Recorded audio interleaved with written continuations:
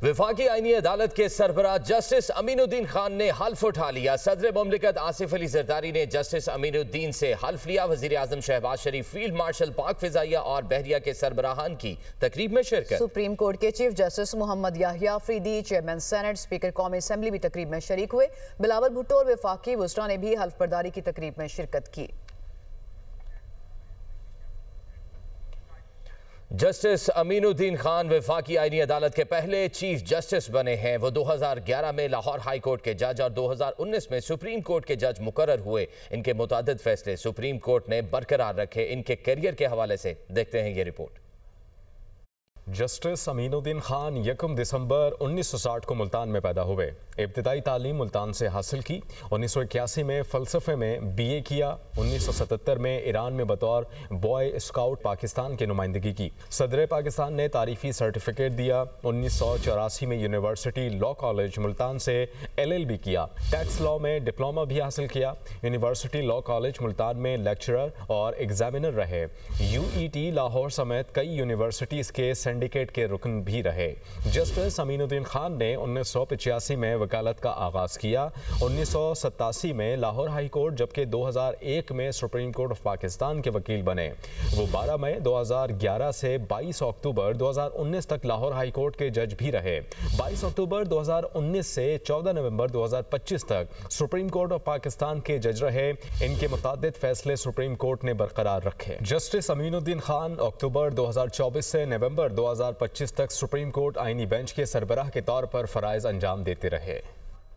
आईनी अदालत के 6 जजेस की तकर्री का नोटिफिकेशन जारी कर दिया गया है। जस्टिस हसन अजहर रिजवी, जस्टिस आमिर फारूक आईनी अदालत के जज तैनात, जस्टिस अली बाकर नजफी, जस्टिस करीम खान आगा, जस्टिस रोजी खान आईनी अदालत में तैनात, जस्टिस अरशद हुसैन शाबी आईनी अदालत के जज होंगे। वफाकी आईनी अदालत के 3 जजेस ने हल्फ उठा लिया। जस्टिस हसन अजहर रिजवी, जस्टिस आमिर फारूक और जस्टिस अली बाकर नजफी ने हल्फ उठाया है। चीफ जस्टिस वफाकी आईनी अदालत जस्टिस अमीनुद्दीन खान ने हल्फ लिया। सुप्रीम कोर्ट के फुल कोर्ट इजलास का एलामिया जारी कर दिया गया। सुप्रीम कोर्ट रूल्स 2025 की अपडेट फुल कोर्ट ने मुतफ़िका तौर पर मंजूर कर ली। कमेटी ने रूल्स 1980 और 2025 का मुकम्मल जायजा लिया। अदालती कारकर्दगी बेहतर बनाने के लिए नए रूल्स मुरतब किए गए। मुश्किलात के खात्मे के लिए तजावीज़ रूल्स में शामिल कर दी गई। मुनीर पराचा को सुप्रीम कोर्ट का सीनियर एडवोकेट का दर्जा दे दिया गया।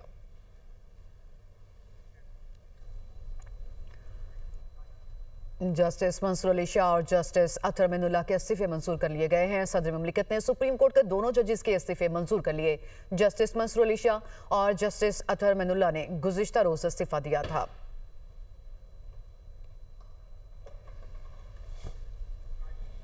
वज़ीर दिफा ख्वाजा आसिफ ने कौमी असम्बली में कहा कि कल 2 जजेस की पार्लियामेंट की पास करदा तरमीम के खिलाफ गैरत जाग गई। पाकिस्तान की तारीख में अदलिया का किरदार भयानक रहा। नवाज शरीफ को ओहदे से हटाने की साजिश को अमली जामा पहनाने के लिए अदलिया का क्या किरदार रहा। साबिक़ निसार ने 2 बेंच तश्कील दिए जिसने नवाज शरीफ को नाअहल करार दिया। मखसूस लोग आइन की बेतौकीरी करते रहे। इस तरमीम के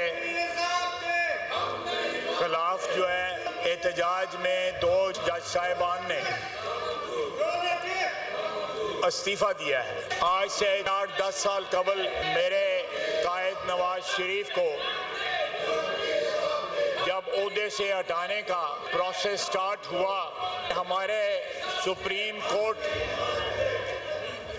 के जज साहबान ने उस वक़्त के हुक्मरान या उससे पहले जो साजिश नवाज शरीफ के खिलाफ तैयार हुई थी, उस साजिश को अमली जामा पहनाने के लिए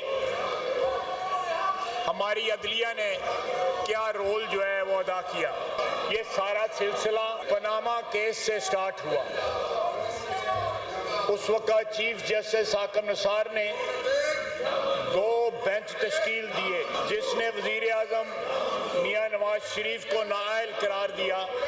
इस ऐवान की पावर जो आइन ने इसको दी हुई है, ये सुप्रीम है। इसकी कोई इंक्रोचमेंट जो है बर्दाश्त नहीं की जाएगी। ये लोग जो है भूल गए हैं, अपना माजी भूल गए हैं और आज जो है जमहूरियत के अलम बरदार बने हुए हैं।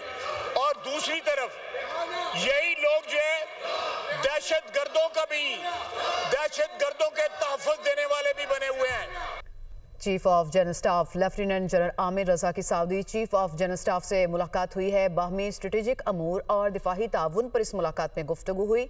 ISPR की जानिब से बताया गया कि फ्रीकैन ने पाक सऊदिया दरीना बरादराना ताल्लुकात को मजीद गहरा करने के अज़्म का इजहार किया। मजबूत दो तरफा ताल्लुकात अमन, इस्तेहकाम और खुद इन्हसारी के फ़रोग़ में माविन साबित होंगे। मुलाकात में इस बात पर इत्तफाक किया गया। रियाद में पाक सऊदिया दो तरफा दिफाही सनती फोरम के खुसूसी इजलास का भी इनेकाद हुआ। ISPR के मुताबिक लेफ्टिनेंट जनरल आमिर रजा ने इजलास में पाकिस्तान के तीनों सर्विसेज पर मुश्तमिल वफ्द की क़यादत की। सऊदी वफ्द की सरबराही एग्जीक्यूटिव अमूर के मुआविन वज़ीर दिफा ने की।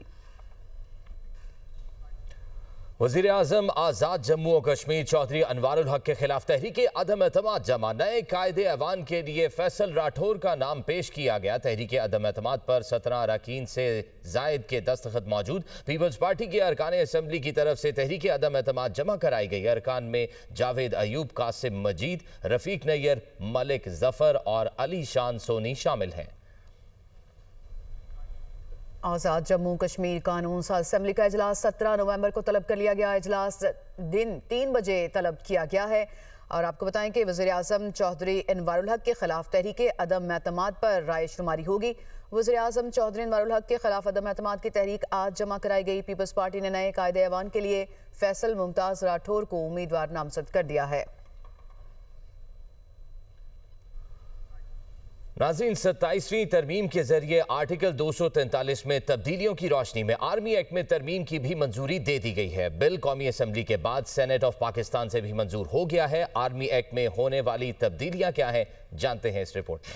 पार्लियामेंट ने पाक फौज की कमान से मुतालिक बड़ी और अहम तब्दीलियों की मंजूरी दे दी। अब हर chief of army staff chief of defence forces भी होंगे। चीफ ऑफ डिफेंस फोर्सेस का ओहदा 5 साल के लिए होगा और ये मुद्दत चीफ ऑफ डिफेंस फोर्सेस के ओहदे का नोटिफिकेशन जारी होने के रोज से ही होगी। तरमीम में वजाहत की गई है कि मौजूदा आर्मी चीफ की मुद्दत चीफ ऑफ डिफेंस फोर्सेस के नोटिफिकेशन की तारीख से दोबारा शुरू होगी। Chairman joint chiefs of army staff का ओहदा और दफ्तर 27 नवंबर 2025 से खत्म हो जाएगा। वज़ीर आज़म चीफ ऑफ डिफेंस फोर्सेस की सिफारिश पर कमांडर नेशनल स्ट्रेटेजिक कमांड का तकर्रुर 3 साल के लिए करेंगे। वज़ीर आज़म चीफ ऑफ डिफेंस फोर्सेस की सिफारिश पर कमांडर नेशनल स्ट्रेटेजिक कमांड को 3 साल के लिए तौसी भी देंगे। चीफ ऑफ आर्मी स्टाफ की तरह कमांडर नेशनल स्ट्रेटेजिक कमांड की तकर्री और तौसी अदालत में चैलेंज नहीं हो सकेगी। कमांडर नेशनल स्ट्रेटेजिक कमांड पर जनरल की रिटायर्ड की उम्र की हद का इतलाक नहीं होगा और इस मुद्दत के दौरान वो पाक फौज के जनरल के तौर पर काम करते रहेंगे। आर्मी एक्ट के सेक्शन 176C में होने वाली तरमीम में कहा गया है कि वज़ीर आज़म चीफ ऑफ डिफेंस फोर्सेस की मुशावरत से वाइस चीफ या deputy chief of army staff का तकर्रुर कर सकेंगे। ज़राए का कहना है कि सेक्शन 176C 1979 से आर्मी एक्ट का हिस्सा है और इसमें तरमीम का मकसद vice chief of army staff की तकर्री के लिए चीफ ऑफ डिफेंस फोर्सेस की सिफारिश को शामिल करना था। ज़राए का कहना है कि हुकूमत vice chief of army staff का तकर्रुर नहीं करने जा रही। पाकिस्तान एयरफोर्स एक्ट 1953 और पाकिस्तान नेवी ऑर्डिनेंस 1961 में भी तरामीम मंजूर करते हुए chairman joint chiefs of staff committee से मुतालिक शिकें हज़फ कर दी गई हैं। 27वीं आईनी तरमीम का गजट नोटिफिकेशन जारी कर दिया गया है। नोटिफिकेशन जारी होने के बाद तरमीम बाकायदा आइन का हिस्सा बन गई है। 27वीं आईनी तरमीम गजट नोटिफिकेशन के बाद मुल्क भर में काबिले अमल तस्वुर होगी। आपको बताएं कि 27वीं आईनी तरमीम को जो उसका बाकायदा तौर पर अब गजट नोटिफिकेशन जारी कर दिया गया है और इस नोटिफिकेशन के जारी होने के बाद तरमीम बाकायदा तौर पर आइन का हिस्सा बन गई है। वफाकी वज़ीर मनसूबाबंदी एहसन इकबाल ने कहा कि मिसाक़े जमहूरियत में यह नुक्ता मौजूद था कि वफाक को मजबूत करने के लिए आईनी अदालतों का क़याम किया जाएगा जिनमें तमाम सूबों की जज शरीक होंगे। किसी ने यह नहीं कहा मिसाक़े जमहूरियत की शिक अदलिया की आज़ादी सल्ब करने वाली है। जो मिसाक़े जमहूरियत मोहतरमा बेनज़ीर भुट्टो साहिबा और जनाब नवाज शरीफ साहब के दरमियान 2006 में दस्तखत हुए थे, उसमें एक नुक्ता अदलिया के हवाले से ये शामिल था कि मुल्क में वफाक को मजबूत करने के लिए अदालती निज़ाम में कॉन्स्टिट्यूशन कोर्ट बनाई जाएगी जिसमें तमाम सूबों के जज शरीक होंगे। और आज तक 2006 से लेकर 2025 तक किसी ने ये नहीं कहा कि मिसाक जमहूरियत की ये शिक जो है ये अदलिया पे हमला है, ये अदलिया की आज़ादी सल्ब करने वाली शिक है। तो मुझे हैरत होती है कि आज जो लोग 27वीं तरमीम को अदलिया पे हमला करार दे रहे हैं, तो ये लोग तो मिसाक जमहूरियत के कसीदे पढ़ा करते थे। लेकिन अब सिर्फ मुखालफत बराए मुखालफत की बुनियाद पर यह कहना कि कॉन्स्टिट्यूशन कोर्ट के क़याम होने से खुदा ना खास्ता अदलिया कमज़ोर होगी, मैं समझता हूँ अदलिया कमज़ोर नहीं होगी, बल्कि अदलिया मजबूत होगी, क्योंकि उसकी पुश्त के ऊपर पूरा वफाक खड़ा होगा। स्पीकर पंजाब असेंबली मलिक अहमद खान ने कहा कि ये कोई तशरीह नहीं कि जज ही जज को तैनात करेगा, ये इख्तियार पार्लियामान के पास होना चाहिए कि तैनाती कैसे होगी, हाई कोर्ट कैसे बनेगी। अभी कुछ इस्तीफे और आएंगे, ये रस्साकशी चीफ बनने के लिए मौजूद है।